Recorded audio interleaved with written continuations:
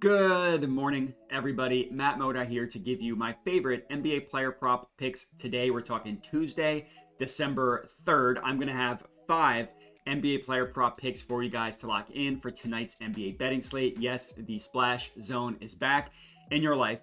And speaking of splashing around, that's exactly what we did yesterday. We desperately needed a day like we had yesterday, and I'm really glad that it came through for us. All 3 of our mainline plays cashed yesterday. We also cashed out our ladder play as well. Just an amazing day yesterday. 4-0, up 4.6 units yesterday. Schroeder got to 8, got to 10 assists for us. Trae Young got to 12 assists for us. And Rudy Gobert collected a double-double. 4-0, up 4.6 units. Just an amazing day yesterday. Desperately needed that day yesterday. And guess what? That brings us to the green on the year. We're up a little bit over 3 units on the entire season, which, like, I get it. 3 units December 3rd isn't the most impressive thing that you've ever heard. But considering where we came from, at one point we were down over 13 units. So I'm glad that we've been able to get over that, get ourselves back in the green on the year. We're up like over 5 units 2 days alone in December, which obviously a lot of that was done yesterday. But I'm very, very confident with how things are going. And I think we're going to start cooking. I think December is going to be a very good month for us. So if you're new to my channel, I'm sorry that you missed yesterday, but hopefully you did miss the worst part of the season. And from here, it's only going to be smooth sailing. So I'd appreciate it if you could click that subscribe button. And then for this specific video, like and comment, all that stuff. Let's get into today's picks. So again, we're going to have 5. Pacers versus Raptors, play number 1, Scottie Barnes over 29.5 points plus assists. Very, very, very good matchup, smash matchup for Scottie Barnes against the Pacers from both a points and an assists perspective. So I feel pretty good about combining the two. When I first looked into this game, I was initially just going to take the points because I think we're getting a really good buy low opportunity on Scottie Barnes after watching RJ Barrett blow up for 37 points last game. It's a really good matchup for Scottie Barnes from a points perspective, but it's also a really good matchup for him from an assist perspective as well. So I think combining the two is the way to go. I do think that honestly he has ladder potential on both a points and an assist perspective. Like 10 plus assists wouldn't be crazy. 25 plus, 30 plus points, I don't think would be crazy either. Looking at a points perspective, just going to go one by one. Looking at Props Madness, you look at the play types in which Scottie Barnes scores about 80% of his points. Those line up almost exactly the areas in which the Pacers defense is weak. Now, the Pacers defense is bad overall. That obviously helps, but they're bad in a lot of the specific areas that line up with exactly how Scottie Barnes scores. Number 1, the most important thing here, Scottie Barnes scores the majority of his points getting to the free throw line. The highest percentage of his points come from the free throw line. The Pacers give up the 5th most points per game via free throws, which is basically just saying that they foul out and they give up a lot of points at the line. That's number 1. From there, it goes down. It goes transition, pick and roll ball handler, and spot up. Those are the next 3 play types in which Scottie Barnes scores the majority of his points. The Pacers range from 5th worst in transition, 9th worst to the pick and roll ball handler, and 9th worst via spot up. So, 9th worst isn't like the juiciest matchup in the world. Definitely shows them as a good matchup. And when you combine all that together, the top 4 play types in which Scottie Barnes scores, the Pacers range from 5th worst to 9th worst, which is just really good when you combine it.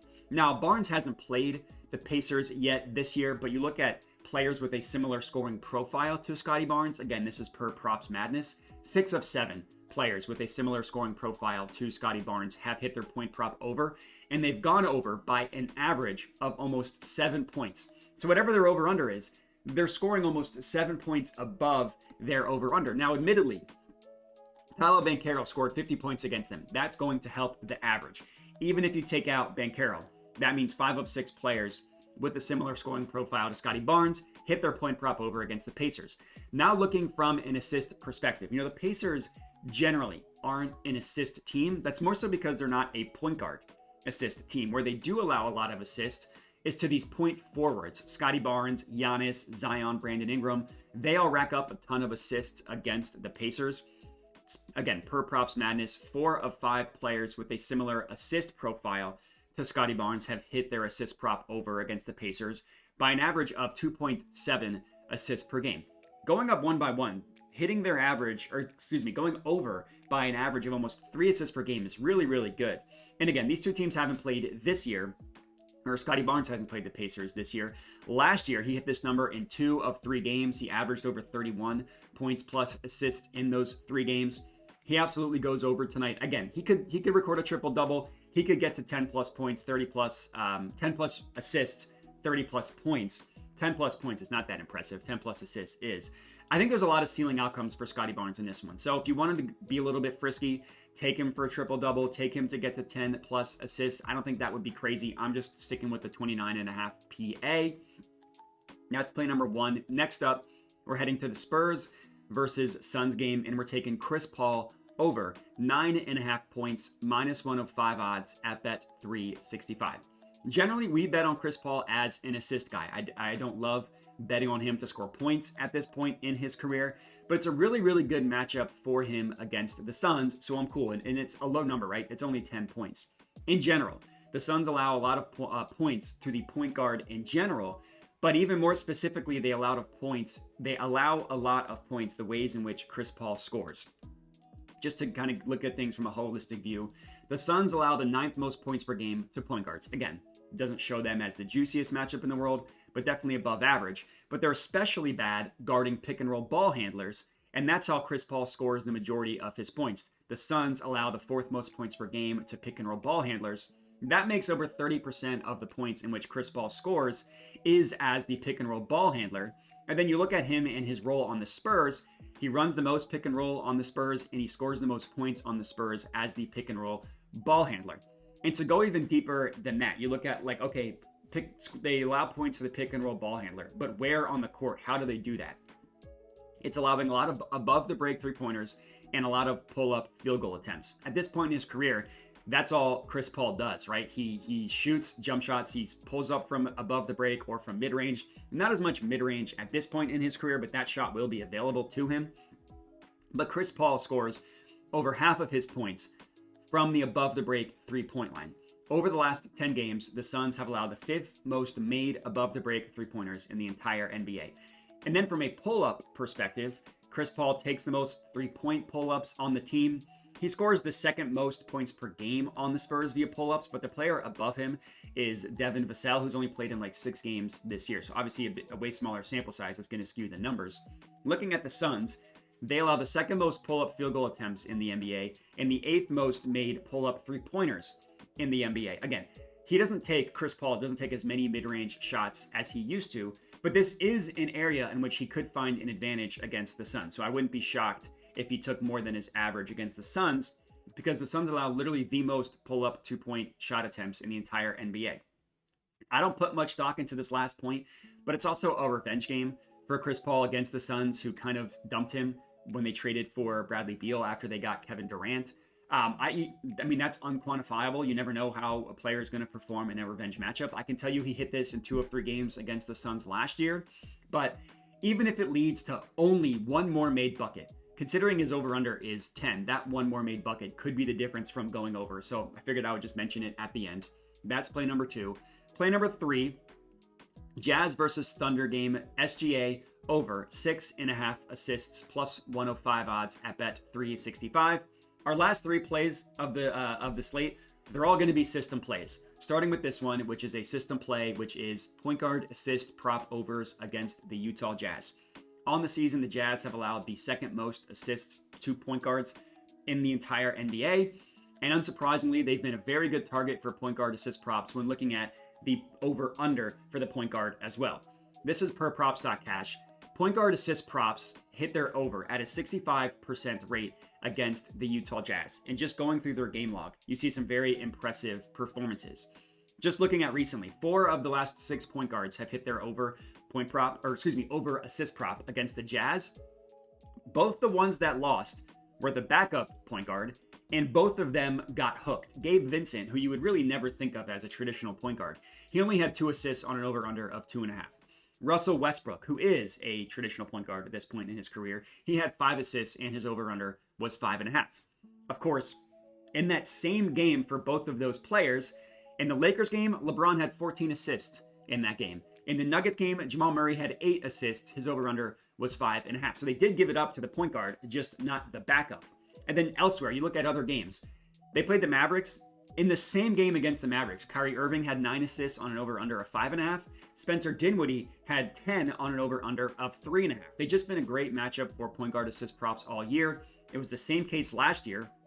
And I feel really good about taking SGA in this matchup. Now, SGA has not been incredible from an assist perspective this season. He's not been terrible. He's gone over this number in 9 of 20 games. He's gone over it in 5 of his last 10.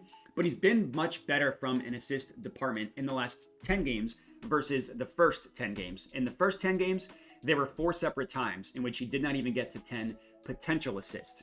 That has never happened in his last 10 games. So again, he's been getting better. He averages on the season over 13 potential assists per game, which even if you just look at that 20-game sample size, you would feel good about him getting to 7 assists with just taking everything else out, because on average, players have a 55 to 60% conversion rate. That's not even taking into account the matchup, and that's also not taking into account that he's been averaging over 15 potential assists in his last 10 games. So if you're telling me he's going to get 15 potential assists, we only need him to hit at a less than 50% hit rate to get to 7. You look at his history against the Jazz, he hasn't played them this year. Last year, he played the Jazz 4 times. He only went under 6.5 assists in 1 of those 4 games. And in that game, not only did he have exactly 6 assists, so he would have just hooked us, but he had 17 potential assists in that game. It's just bad luck that he did not get to 7 actual assists. But if you're telling me he's going to get to 17 potential assists, I'll gladly take for him to get to 7 real assists. He also has ladder potential. You want to take 8, 10 plus. I don't think is crazy. But considering I have so many plays on the board tonight, I don't want to have our unit size go crazy as well. So I didn't have any ladder plays tonight. That's play number 3. Next up, number 4, second to last pick of the evening. Bucks versus Pistons. Cade Cunningham, 25 plus points, plus 125 odds at DraftKings. Another system play here. Take your point guard point props over against the Bucks. Looking at Cade, he did miss this in the most recent game that he played. He scored 24 points in that game, so he would have just gotten the hook. That was also his first game back. He missed about 8 days due to an injury, but he played 33 minutes in that game, which is good that he, A, played 33 in his first game back from an injury, and B, that means we should expect him to hit his season average tonight, which is around 36 minutes, assuming this game doesn't just have an insane blowout, which of course is always a possibility in the NBA, but we can't bet on that. In the system play here against the Bucks, I talk about this all the time. It's their drop coverage when guarding the pick and roll leads to a lot of points to the pick and roll ball handler, leads a lot of points specifically to ball handlers that can pull up. Now, Cade Cunningham won't confuse you with Steph Curry in the shooting department, but he has turned himself into a pretty decent shooter, and he has a really good history against this Bucks team, which we will get into. On the entire season, to give you some numbers to back up my points here, the Bucks have allowed the 3rd most pull-up three-point attempts in the entire NBA. The 4th highest frequency of shots against them come from pull-up three-pointers, and they're about the same over the last 10 games as well. They allow the 4th most pull-up three-point attempts in the last 10 games. Cade scores the most points on the Pistons via pull-ups, takes the most pull-up three-point attempts on the team, so that's good there. The ways in which the Bucks allow these pull-ups comes via the pick and roll ball handler, kind of similar to the Suns matchup I was talking earlier, honestly. It's about that drop coverage. The Bucks are tied with 2 other teams allowing the 4th most points per possession to the pick and roll ball handler.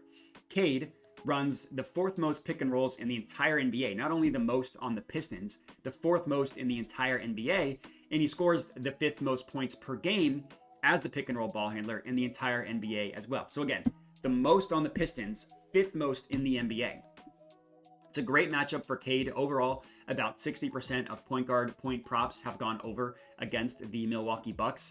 That includes Cade Cunningham, who scored 35 points against them in a game earlier this season, and he played the Bucks twice last season, scored 25 points in both of those games. So he's hit it in 3 of his last 3 games, including this season and last season. I love this play on Cade. Very confident he's going to come through for us.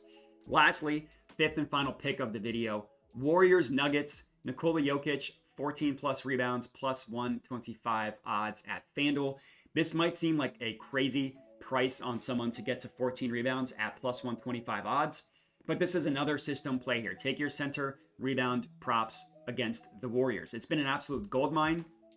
So When you look at the player, 14 rebounds doesn't seem that crazy for Nikola Jokic. You look at the matchup, 14 rebounds doesn't seem that crazy against the Warriors. The Warriors have allowed the most rebounds per game to centers in the entire NBA, literally number one in terms of rebounds allowed to centers.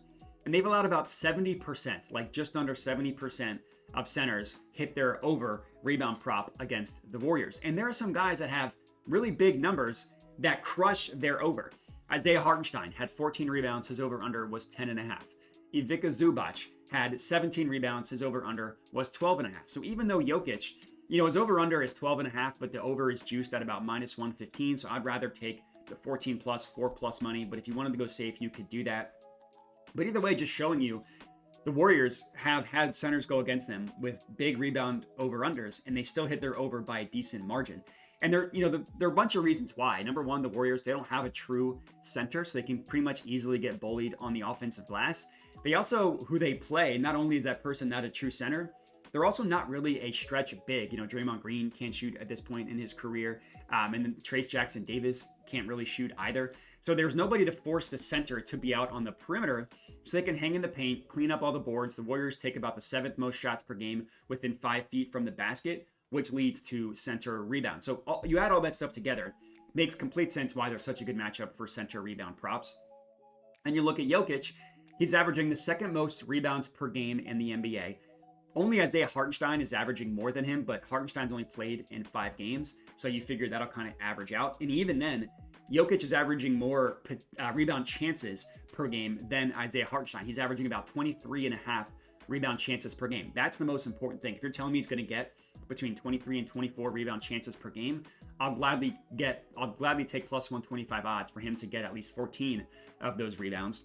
He's gotten 14 in 6 of his last 10 games. One of the games he missed, he had 13, so that would have just been the hook.